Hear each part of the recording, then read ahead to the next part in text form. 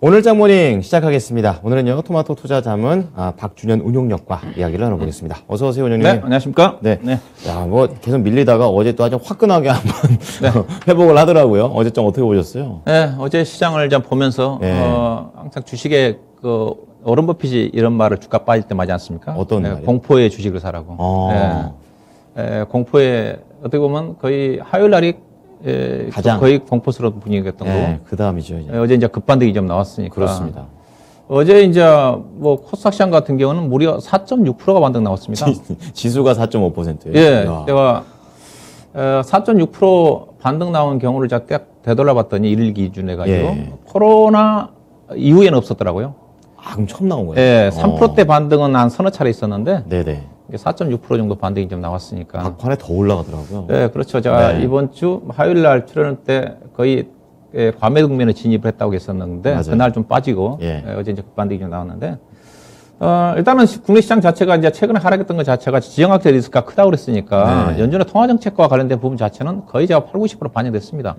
오늘 밤에 미국 시장 FOMC 회의록이 발표가 됐지 않습니까? 네, 그랬죠. 회의록 내용을 보면 거의 보면 어느 정도 매파적인 그동안 얘기했던 것들이 다 반영됐음에도 불구하고 그렇죠. 주가는 오늘 그 발표되면서 오히려 낙폭을 줄이면서 끝났지 않습니까? 그러니까 워낙에 마음 먹기를 단단하게 투자자들이 마음 먹어서 그런지 별 타격이 없었어요. 예, 그렇죠. 그러니까 네. 통화 정책과 관련된 것들은 반영이 됐는데 국내 시장이 최근에 빠졌던 것 자체는 러시아 우크라이나 간의 전쟁 분위기 자체가 네. 상당히 국내 시장의 투자가들한테 특히 개인 투자가들이 제가 항상 이런 쪽에 민감하다 대외적인 네, 압박을 많이 예, 받더라고요. 왜냐하면 최근에 주가 하락 자체는 코스닥 시장을 중심으로 해서 개인 투자가들의 매도 물량 자체가 상당히 네. 영향을 미쳤던 거거든요. 이제 그런 것들이 조금 완화가 좀 되니까 이제 급반등이 좀 나왔다고 봐야 될 것 같고 그렇군요. 어제 또 추가적으로 약간 투자 심리를 개선시켰던 부분 자체는 오전 중에 발표된 중국의 물가 지표거든요. 네, 맞아요. 중국의 생산자 물가 지표와 소비자 물가 지표 자체가 두 달 연속 지금 둔화되는 흐름을 좀 보였어요. 그럼 또 완화 정책 나올 수도 있다는 거잖아요. 그렇죠. 이제 중국을 네. 좀 주목을 해야 되는 것 자체가, 아시다시피 이제 중국이 가장 먼저 코로나가 발생이 됐지만은 그래도 가장 먼저 나왔죠. 안정을 찾았던 예, 때가 안정을 중국이거든요. 나왔다. 예. 그래서 경제도 상대적으로 가장 좋았던 거고, 코로나 국면에도 불구하고. 그 다음에 이제 우리나라가 좋았던 거고. 네. 그래서 중국이 물가를 안정을 찾고 있는 그랬던 부분이면 현재 미국의 물가 지표 자체는 현재까지는 지금 뭐 계속 올라가고 있지만은 예. 미국의 물가 지표 자체도 최근 들어서는 약자 이미 정점 찍었다는 전망이 있거든요. 그렇군요. 기대 인플레이션 지표 자체가 이미 이제 꺾였다는 지표들이 좀 나오고 있는 쪽이기 때문에 네. 그리고 전년 중국의 물가 지표 지표 자체가 두 달 연속 소비자라든 생산자 물가 지표 자체가 둔화세로 나왔다는 것 자체는 결국은 글로벌 물가 지표 자체도 꺾일 거고 중국 같은 경우는 순서대로. 동계올림픽이 끝나면 예. 충분히 물가 지표가 안정을 찾고 있기 때문에 경기 부양책을 추가적으로 사용할 가능성이 커질 수 있다. 이제 그런 어떤 부분들도 예. 국내 시장에 긍정적인 영향을 미쳤던 게 아닌가 이렇게 해석해 볼 수가 있을 것 같고요. 예.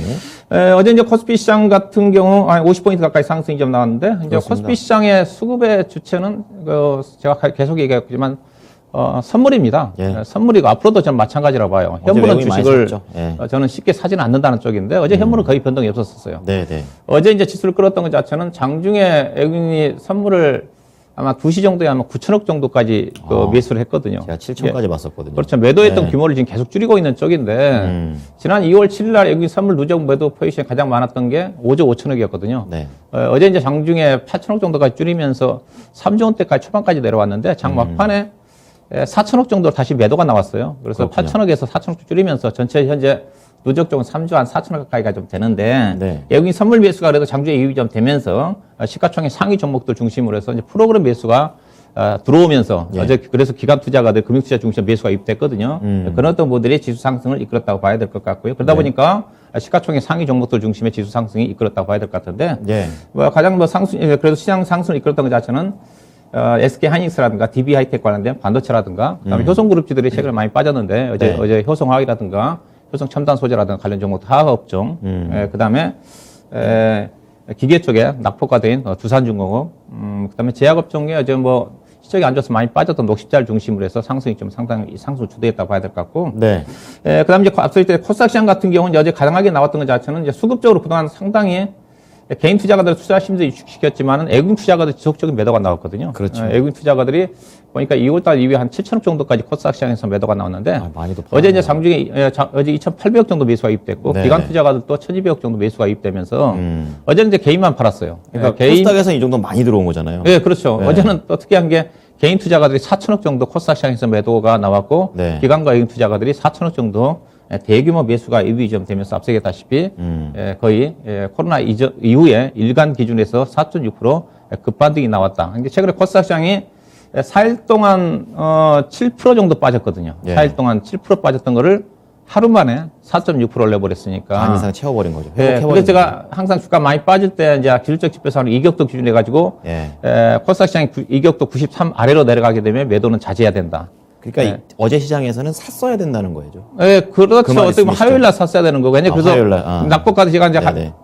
차트를 얘기를 하고 주가 많이 빠질 때 이격도를 가지고 제가 가끔가다 맞아요. 낙폭가대로 얘기하지 않습니까? 가끔, 예, 제가 기술적으로. 화요일도 그 얘기를 했던 건데 그때가 이격이 93이었거든요.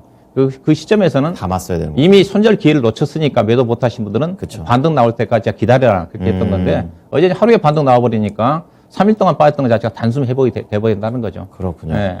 뭐 그런 부분이 약봐야 될 것 같은데. 그래서 그러다 보니까 어제 뭐 코스닥 시장 같은 경우는 뭐 대부분 뭐 업종 지수가 4.6% 올랐으면 대부분 종목들이 평균 다 4, 올랐다는 5% 얘기죠. 이상 올랐다 보시면 예, 됩니다. 예. 그 중에서 2차전지라든가 IT 소부장, 엔터 게임, 신재생에너지 관련된 종목들이 전반적인 강세를 뭐 주도했다고 봐야 될 것 같은데 네. 다만 이제 아쉬웠던 것 자체는 양시장의 지수가 이렇게 급등했음에도 불구하고 이 정도면 거래 대금이 많이 늘어나야 되잖아요. 그렇죠. 의미 있는 상승이 되려면. 예, 근데 거래 대금이 아직 안 늘어났어요. 그럼 어떻게 봐야 돼요? 아직은 조금 아니다. 네, 보수적으로 코스피 거래 봐야 대금이 된다. 8조 원, 코스닥도 7조 원이니까 네. 그 부분 자체는 그렇죠. 아직까지는 상승 추세 진입은 조금 지켜볼 필요가 있는 기술적으로 거고. 좀 봐야 되는 거고. 그 자체가 이제 주가가 올라가면 거래 대금 늘어나지 않았다는 것 자체는 최근에 주가 하락 국면 속에서 네. 거래 대금이 없었습니다. 그러니까 그런 어떤 게 거군요. 물량이 가벼웠던 거죠. 근데 이제 앞으로 이제 주가가 추가적으로 오늘 뭐 2,740, 50 돌파하기 위해서는 직전 최근에 고점 근처까지 올라오는 거니까 코스닥 예. 시장도 마찬가지고 거래량이 수반이 좀 돼야 되겠죠. 현재보다는 증가가 좀 돼야지 안정적인 추가적인 반등이 전개되지 않겠는가 그좀 봐야 될 것 같고 그다음에 어제 이제 지수 반등에도 불구하고 이 정도 나면 또 원달러 환율 자체가 좀 떨어져야 되는데 그렇죠. 비교 떨어져야 돼. 어제 원달러 환율도 2원밖에 안 떨어졌어요. 많이 안 떨어졌군요. 왜냐면 네. 그 전에 간밤에는 이제 그 달러 인덱스가 좀 떨어졌지만 달러가 좀 강세를 좀 보였거든요. 예. 네, 그런 어떤 영향이 미쳤던 게 아닌가 좀 봐야 될 것 같고요.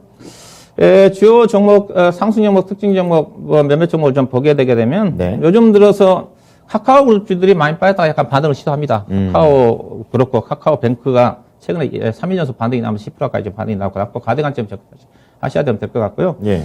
DB 하이텍을 좀 보도록 할 건데, 비메모리 쪽.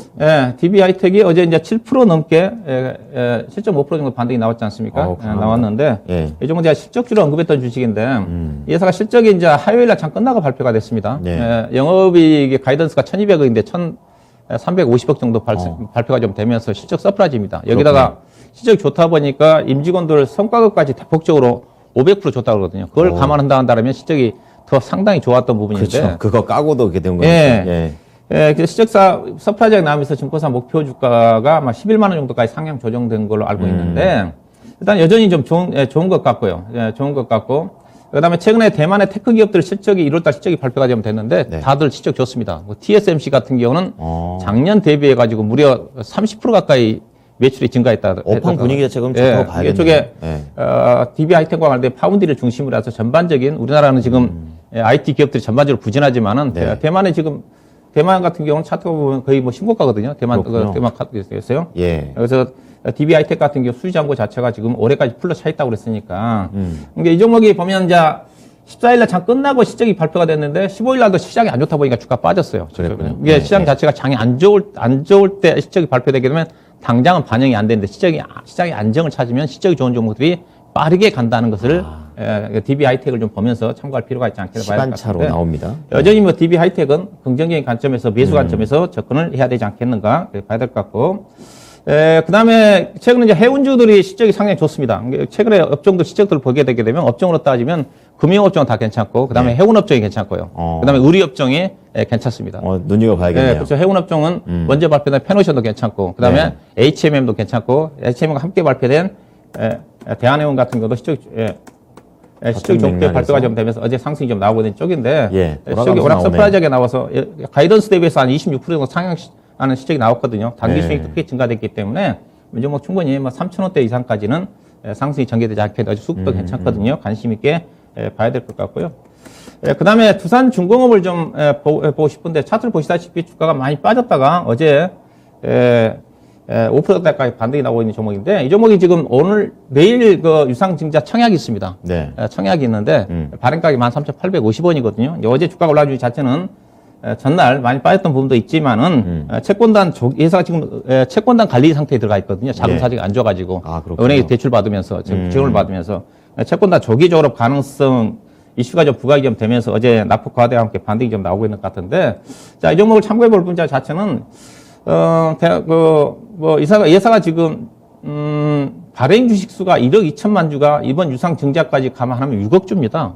그럼 약간 주주 5배 늘었어요. 예. 이게 이 종목은 제가 뭐 매수는 좀 보수로 접근해야 된다는 걸 말씀 좀 드리고 싶은데 네. 이 회사 발행 주식 수가 6억 주입니다. 네. 그러면 주가가 만약에 2만 원 간다 한다면 시가총액 12조 원이거든요. 그렇죠. 12조 원인데 예사가 작년도 실적은 영업이익 한 9천억대 정도, 당기순이 2천억 가까이 되는데 예사가 작년도에 알다시피 이제 두산 인프라가 빠져나가고 그다음에 두산 밖에도 이제 연결해서 빠져나가거든요. 그래서 네. 예사가 실적을 발표하면서 올해 실적 가이던스를 발표했는데 작년도 매출액이 11조 원인데 올해 매출액 전망 7조 원 잡았습니다. 이것저것 다 빠지니까. 그렇죠. 네. 영업이익은 작년도 9천억인데 올해는 2,800을 잡았더라고요. 근데 시가총액은 증자 때문에 많이 늘어났다. 그러면 부담이 있네요. 상당히 이런 종목들은 네. 부담이 될 수가 있습니다. 아직까지 원전 관련 이슈가 정책적인 이슈로 삼아있기 때문에 주가는 하방 기대가 갈 수가 있지만 저런 모멘텀이 끝나면 주주 가치가 너무 희석이 좀 되면서 예. 상당히 물량 부담으로 작용하지 않겠는가. 그 말씀 좀 드리고 갖고 싶고. 계신 분들 알고 계셔야 될 것 같아요. 예. 그 다음에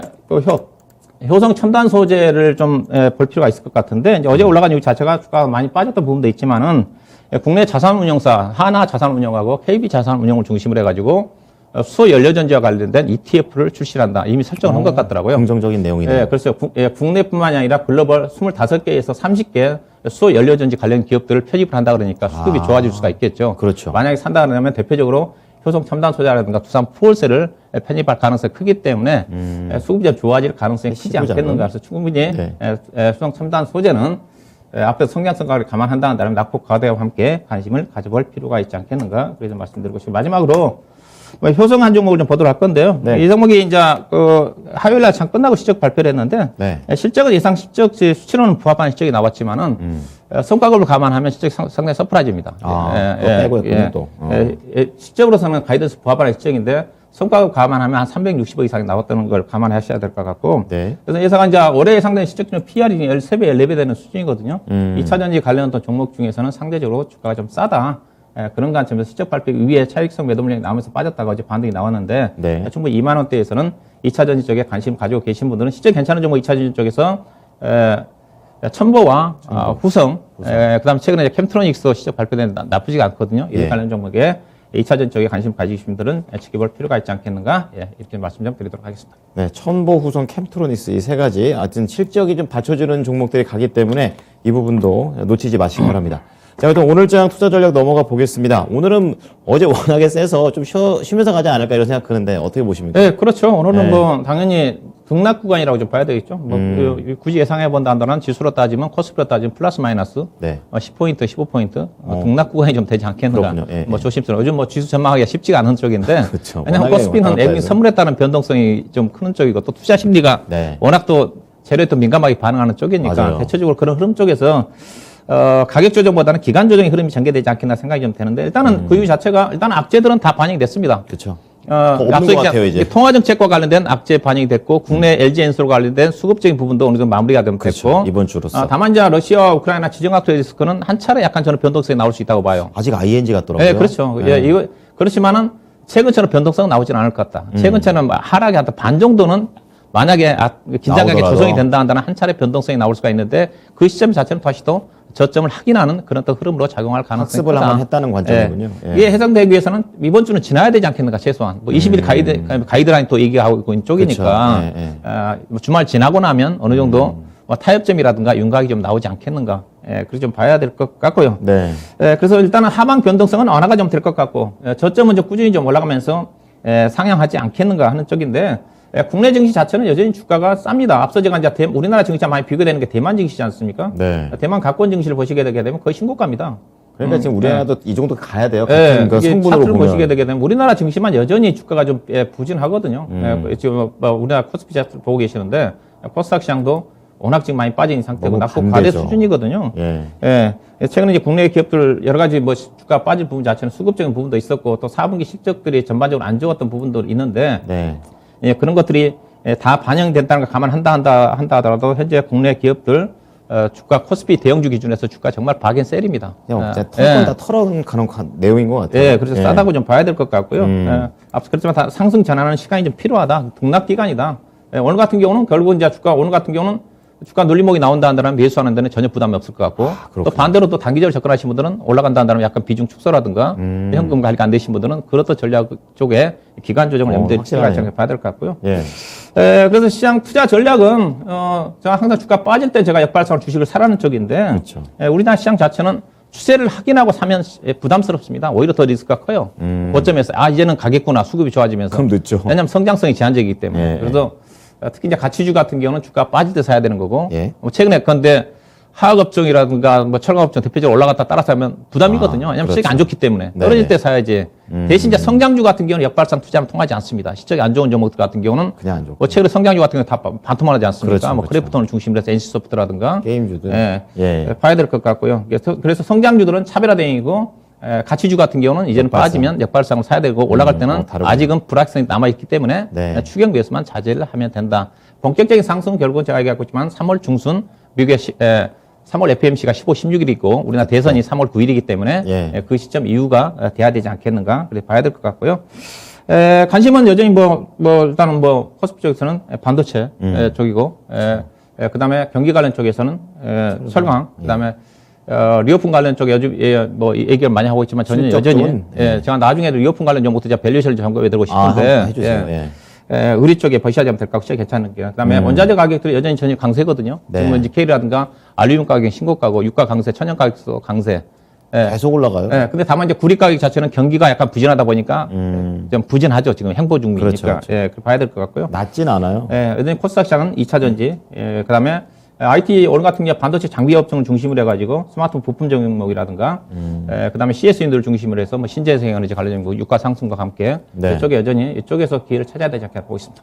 자, 그렇다면은 이제 조금 더 좁혀서 우리가 봐야 될 관심주 넘어가 보겠습니다. 네, 지금 시장 자체는 어제 낙폭과대 종목들 중심의 반등이 나왔고요. 오늘 또 추가적으로 낙폭과대이기 때문에 약간 반등이 나올 겁니다. 그렇지만 오늘부터는 이제 실적에 좀 더 집중을 해야 된다. 다 이제 재료들이 소멸됐어요. 네, 다시 온 상태인데 왜냐면 지금 4분기 실적 자체 시즌이 거의 마무리 단계거든요. 네. 거의 마무리 단계. 아마 오늘까지 이제 매출액 대비해서 15% 이상 변동되는 기업들은 주총 6주 전까지 실적을 발표해야 되거든요. 그래서 오늘 실적이 좀 발표가 될 거예요. 다만 조심해야 되는 것 자체는 요즘 퇴출된 기업들이 상당히 많습니다. 그거 조심해야 되는구나. 그거 조심하셔야 됩니다. 예. 이른바 동전주 같은 경우 부실한 기업들. 어제도 계양전기가 거래 정지당했어요. 상당히 그랬군요. 우량한 회사거든요. 네. 오늘 아마 이제 오스틴 임플란트 상장 심사 받을 거고 내일 아마 신라젠도 관련이 돼 있는데 이런 것들이 상당히 주의를 하셔야 될 것 같고요. 세부적으로. 업종으로 따지면 앞서 얘기했다시피 금융이라든가 의리라든가 해운 업종을 제외한 대부분 업종들이 실적이 다 안 좋은데 네. 주가는 다 반영이 됐다. 그렇군요. 그렇다면 반영이 됐다 한다라도 실적이 안 좋은 종목들은 낙폭과대 기술적 반등으로 끝날 가능성이 크기 때문에 그렇죠. 실적 호전 종목을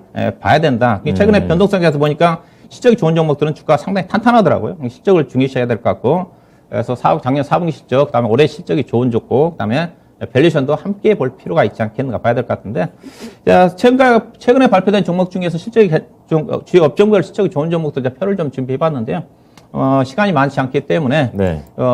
자료를 잠깐 좀 보시면 음식료 쪽에서는 삼양식품, 그다음에 의류 쪽에 FNF하고 이제 한세실이 발표됐고 건설 쪽에서는 중소형 종목들 계용건설이 주가 상당히 싸 보이는 것 같고요. 건자재 쪽에는 IS동서, 네. 정유 쪽에서는 GS, 주가 싸죠. 왼쪽에 오른쪽 표 자체는 작년 실적의 PR과 올해 예상되는 PR을 제가 표시를 해놨으니까. 그다음에 해운 쪽에 화학 쪽에서는 송원산업 이 시간에 한번 추천해 드렸었죠. 네. 그다음에 해운 쪽에서는 대한해운, HM, 페노션, 반도체 쪽에서는 DB하이텍, 그다음에 반도체 패키징 쪽에 하나머티리얼, 장비 쪽에 PSK, 그다음에 IT 부품 쪽에서 드림텍, 2차전 쪽에서 첨보, 후성 이들 종목이 대체적으로 제가 보기에는 실적이 괜찮은 종목인 것 같고요. 그렇군요. 오른쪽에 밸류션 함께 참고하시면 될 것 같고 이 중에서 관심 종목은 오늘 가벼운 쪽에서 지수 부담이 좀 있기 때문에 지수가 네. 치러갈 수 있는 거기 때문에 IT 부품 쪽에 드림텍을 좀 보도록 하겠습니다. 증가율이 137%나 올랐습니다. 좀 네. 자세한 내용 들어보죠. 예, 회사는 이제 본래 주업 자체는 스마트폰 부품 쪽 회사입니다. 네. 최근에 이제 헬스케어 쪽의 회사가 심지어도 미국 FDA 승인으로 인해 가지고 헬스케어 부분 자체가 이제 올해 본격적으로 성장 모멘텀으로 작용할 수 있는 이건 신사업인 거죠? 예, 그렇죠. 예, 예, 회사가 매출액이 꽤 큽니다. 1조 원 넘는 회사고요. 시가총액 7천억대 회사니까 4분기 영업이익 209억 나왔거든요. 이게 작년 1분기 대비 88억이니까 네네. 130% 증가됐고 이게 그 이유 자체가 이제 스마트폰 출하량 증가 자체가 영향을 미쳤던 거고 작년보다 올해 스마트폰 출하량 무조건 좋다고 그랬으니까 네. 좋은 이유 자체가 이 회사 자회사가 나무가라는 회사가 있거든요. 이 회사가 그렇죠. 한번 제가 소개해드렸던 종목인데 네, 이제 3D 센싱 기술을 갖고 있는 회사가 실적이 대폭 좋아지니까 연결 기준에서도 이 회사 실적이 올해 좋아질 수밖에 없는 것 같고요. 네. 그다음에 웨어럴 미국 FDA 승인을 좀 받았고 그다음에 국내에서는 이 기기 자체가 건강보험료가 최근에 적용이 됐습니다. 그렇기 때문에 이 부분 자체가 그래요? 실적 모멘텀으로 작용할 것 같고요. 그 다음에 회사가 코스닥 깨지만 여러 가지 주주가치 증대를 많이 합니다. 작년도 회사가 주당 배당금 300원을 확정을 했고요. 코스닥 기업으로 300원이면 배당 수익률 단위 거의 3%대입니다. 상당히 높다고 봐야 될 것 같고, 그다음에 예. 자사주 소각도 최근 했고, 자사주 매수도 좀 하고 있다. 주주가치 제고를 위해서 상당히 노력하는 회사다. 그렇게 보시면 될 것 같고요. 네. 이 회사 실적 전망치를 좀 보시게 되게 되면 2020년도 영업이익이 197억이었거든요. 작년도 964억입니다. 올해 하나 1000억이 넘어갈 것 같은데. 뛰었네요. 예. PR 기준에서 8배 되는 수준인데 회사 표를 좀 보시게 되게 되면 실적은 사상 최대치인데 과거에 회사가 주가가 2만 원대까지 갔거든요. 이때 영업이익이 200억대짜리 회사인데 주봉으로 보고 계시는데 현재 주가는 10,000원대거든요. 그래서 사상 최대치 영업이 올해 1,000억이 넘어간다를 감안한다 한다면 주가 자체는 상당히 계속적으로 우상향하지 않겠는가. 매매 전략은 어제 주가 좀 올라왔기 때문에 따라가지 마시고 11,700원 정도가 적정한 매수가 좀 될 것 같고 매도 가격은 13,000원, 손절 가격은 최근에 10,000원을 이탈하지 않았거든요. 종가상으로 1,200원대 저점이니까 종가상으로 9,800원 이탈한 시점을 손절 가격으로 보시면 될 것 같습니다. 네. 자, 종목 알아봤습니다. 드림텍과 관련된 종목이었습니다. 잘 참고하겠습니다. 고맙습니다. 네, 고맙습니다. 네, 지금까지 토마토 투자자문 박준현 운용력과 함께한 오늘장 모닝이었습니다.